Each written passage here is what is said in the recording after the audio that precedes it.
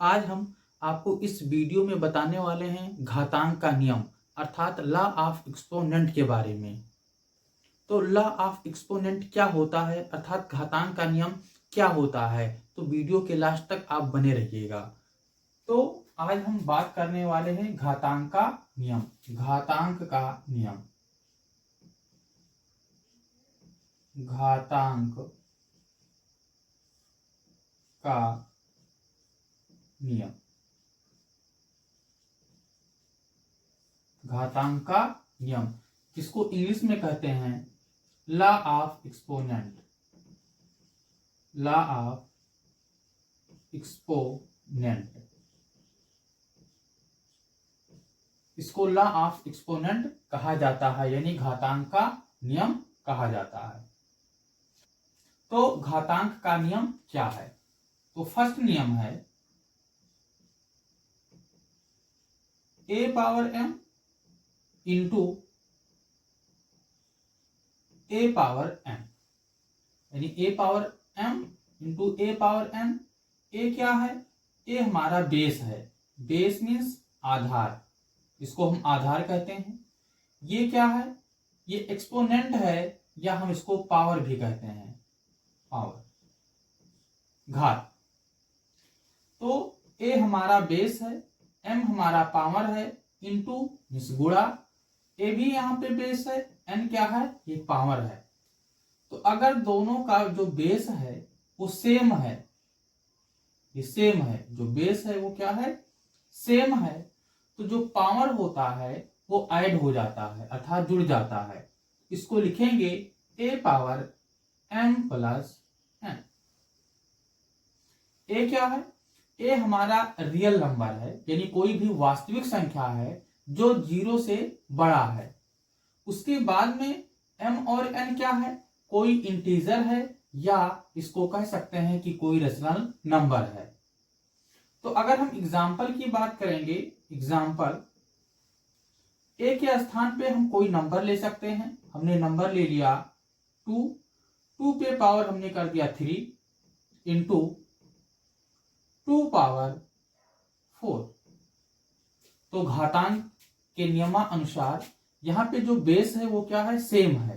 तो जो अगर बेस सेम है तो ये हमारा 2 ही रहेगा, और जो पावर होगा वो क्या हो जाएगा? ऐड हो जाएगा, यानी 3 plus 4 is equal to 2 power 3 और 4 को ऐड करेंगे तो कितना हो जाएगा? 7। तो अगर दोनों का बेस सेम है और पावर अलग अलग है तो हम पावर को जोड़ लेंगे, और जो हमारा बेस सेम है उसको हमको एक ही बार लिखना है। तो यहाँ पे जो 3 और 4 लिया है ये हमारा पॉजिटिव इंटीजर है। अगर हम इसमें से निगेटिव इंटीजर लेंगे तब भी सेम यही रूल फॉलो होगा। चलिए हम निगेटिव इंटीजर लिख लेते हैं। 3 पे पावर 4 इंटू 3 पे पावर -2।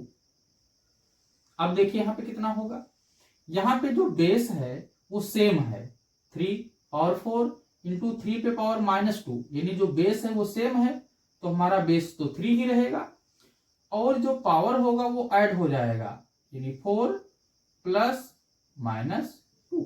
इसको हम ऐड कर लेंगे तो 3 पावर, हमने बताया था 4 प्लस और माइनस का मल्टीप्लाई क्या होता है? माइनस होता है, -2। तो 3 पे पावर 4 में से हम 2 माइनस करेंगे तो कितना बचेगा? 2 बचेगा। अगर हम m और n के स्थान पे कोई परिमेय संख्या अर्थात रेशनल नंबर लेंगे तो सेम रूल वहां पर भी फॉलो होगा। चलिए हम नंबर ले लेते हैं। हमने नंबर ले लिया 7 पे पावर 1/2 इंटू 7 पे पावर 3/2। यहाँ पे 1/2 और 3/2 क्या है? रेशनल नंबर है अर्थात परिमेय संख्या है। तो यहाँ पे जो बेस है वो क्या है? सेम है। तो अगर बेस सेम रहेगा तो हमको कितना लिखना है? 7 ही लिखना है, यानी सेम नंबर ही लिखना है, और जो पावर होगा उसको हम ऐड कर देंगे, यानी 1/2 प्लस 3/2। तो 7 पे पावर कितना हो जाएगा, इसको ऐड करेंगे तो चूंकि जो यहाँ पे हर है वो सेम है तो हमारा 2 ही रहेगा, और जो हमारा अंश होगा वो ऐड हो जाएगा अर्थात जुड़ जाएगा। तो 7 पे पावर 3 और 1 4, यानी 4/2। 4 को हम 2 से डिवाइड करेंगे तो कितना होगा, 2 होगा, 2 दूना 4। तो इस प्रकार से जो m और n है, अगर पॉजिटिव इंटीजर है या निगेटिव इंटीजर है या रेशनल नंबर है, तो जो रूल है वो तीनों के लिए फॉलो होगा। अब हम दूसरे रूल की बात करेंगे, सेकंड लॉ की बात करेंगे। a पे पावर m पे पावर n, यानी घात के ऊपर घात है, यानी पावर के ऊपर पावर है, तो इसका रूल है अगर पावर के ऊपर पावर है तो पावर का आपस में मल्टीप्लाई हो जाता है अर्थात गुणा हो जाता है।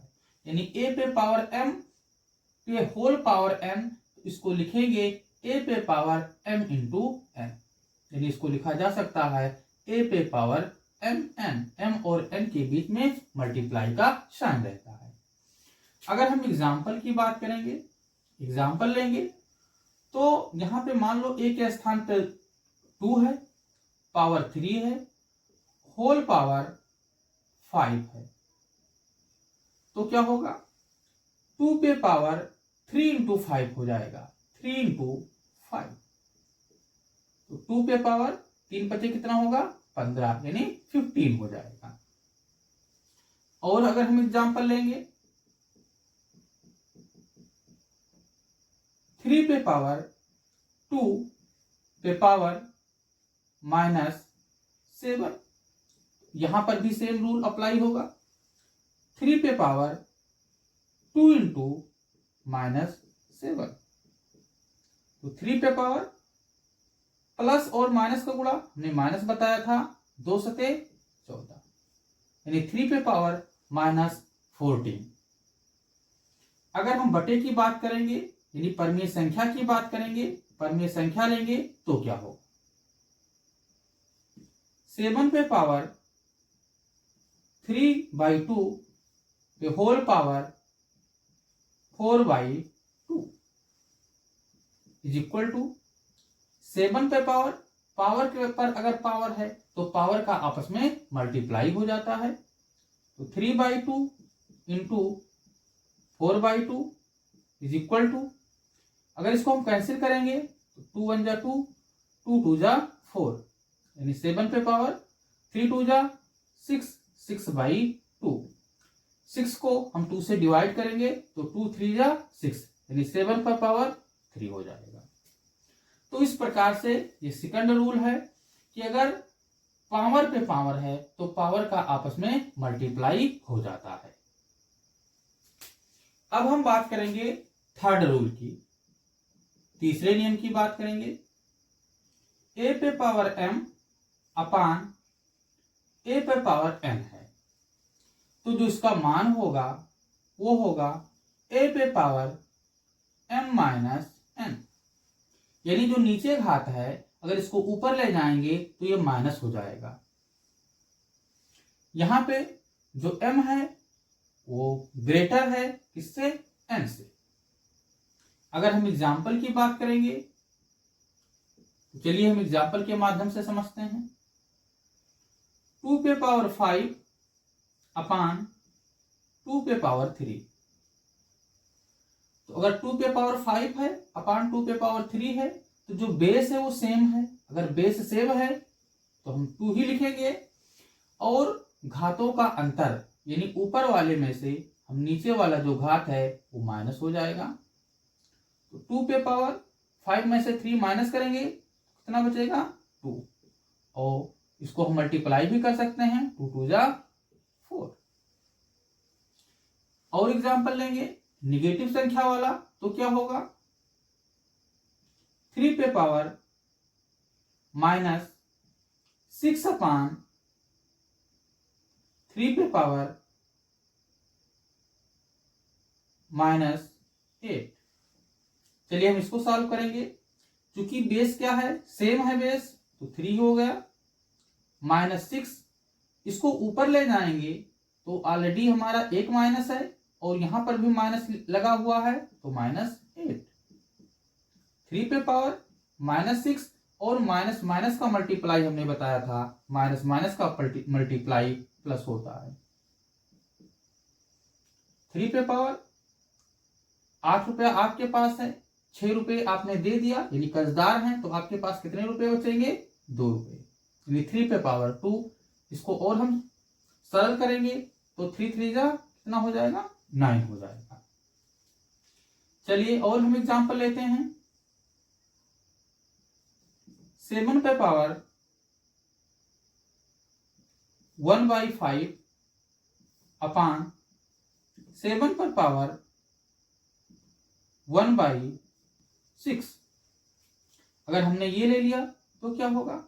क्योंकि बेस क्या है? बेस सेम है, तो हमारा 7 ही रहेगा। 1/5, अब इसको ऊपर ले जाएंगे तो क्या होगा? माइनस हो जाएगा 1/6।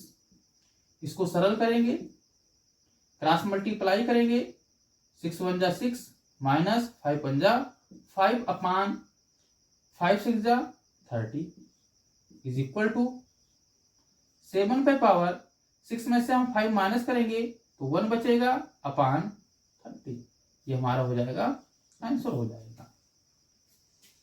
यानी इसमें a पे पावर m अपान a पे पावर n है, तो उसको ऊपर ले जाएंगे, तो ऊपर ले जाने के बाद में ऊपर वाले घात में से हम नीचे वाला घात क्या कर देंगे? माइनस कर देंगे, अर्थात घटा देंगे।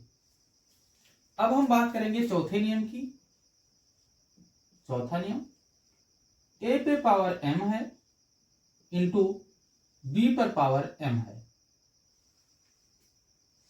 तो यहां पर जो बेस है वो अलग अलग है और जो पावर है वो सेम है, यानी जो घात है हमारा वो सेम है, यानी समान है, और जो बेस है अर्थात आधार है वो अलग अलग है। तो इसका नियम ये है कि जो बेस है इसको हम मल्टीप्लाई करेंगे a इंटू बी, और जो पावर है उसको हमको एक ही बार लिखना है, यानी इसको लिखा जा सकता है A B power n। For example के द्वारा हम आपको समझाएंगे। ए को हमने मान लिया ये है 2 पे पावर 3 इंटू 3 पे पावर 3। तो यहाँ पे जो बेस है, आधार है, वो अलग अलग है और जो पावर है वो सेम है। तो बेस का हम क्या करेंगे? मल्टीप्लाई करेंगे 2 इंटू 3, और जो पावर हमारा सेम है उसको एक ही बार लिखना है, तो 2 3 जा 6 पावर 3 हो जाएगा। और एग्जांपल लेंगे, 5 पावर -2 इंटू 6 पावर -2। यहां पर भी जो बेस है, आधार है, वो अलग अलग हैं और जो पावर है वो सेम है। तब भी यहाँ पे जो बेस का होगा क्या करेंगे? इसको बेस को मल्टीप्लाई करेंगे और पावर को हम एक ही बार लिखेंगे, यानी -2 लिखेंगे। 5 6 जा 5 6 30, 30 पे पावर कितना हो जाएगा? -2 हो जाएगा। और हम एग्जांपल लेंगे, 1/3 पे पावर 5 इंटू 1/4 पे पावर 5।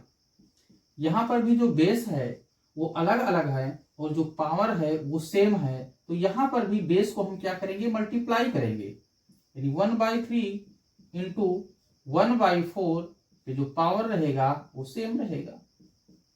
मल्टीप्लाई करेंगे 1 को 1 से तो 1 ही आएगा, 3 को 4 से करेंगे तो 3 चौक 12, यानी 12, यानी 1/12 पर पावर कितना हो जाएगा? 5 हो जाएगा। ये हमारा क्या होगा? आंसर हो गया। चलिए कुछ और अन्य नियम की बात करेंगे। मान लीजिए कि ये हमारा 5वां नियम है, यानी a पे पावर अगर 0 है तो इसका मान 1 होता है।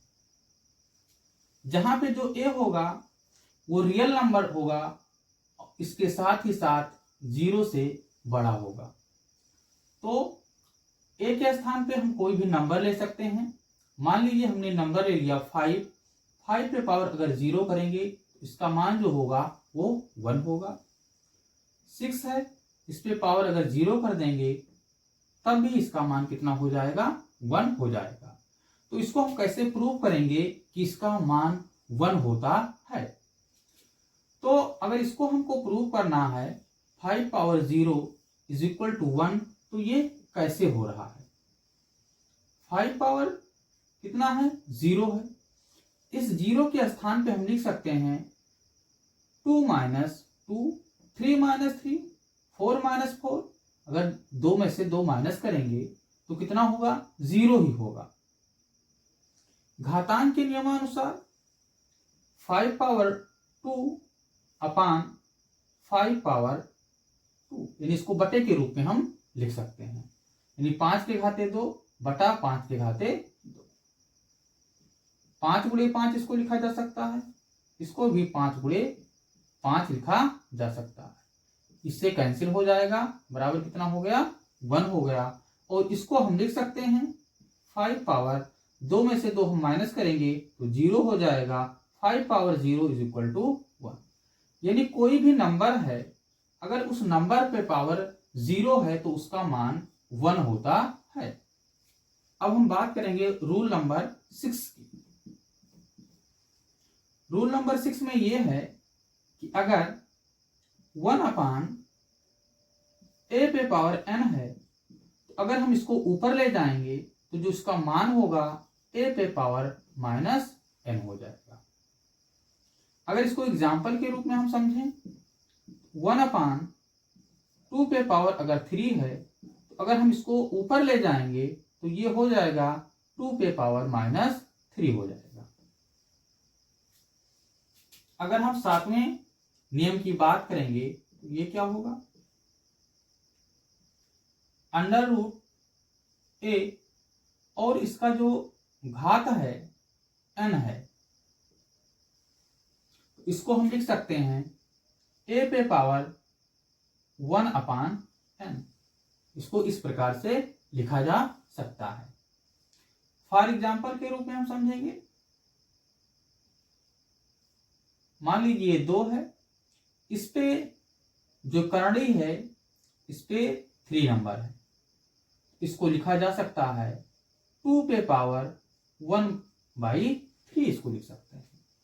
या अंडर रूट 5 लिखा हुआ है, इस पे हमेशा इसका जो पावर माना जाता है वो 2 माना जाता है, यानी 5 पे पावर 1/2।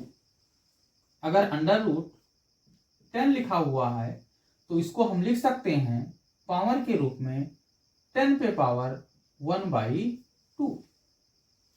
अगर ये अंडर रूट 7 लिखा हुआ है तो अगर इसको हमको पावर के रूप में लिखना है तो इसको हम लिखेंगे 7 पे पावर 1/2।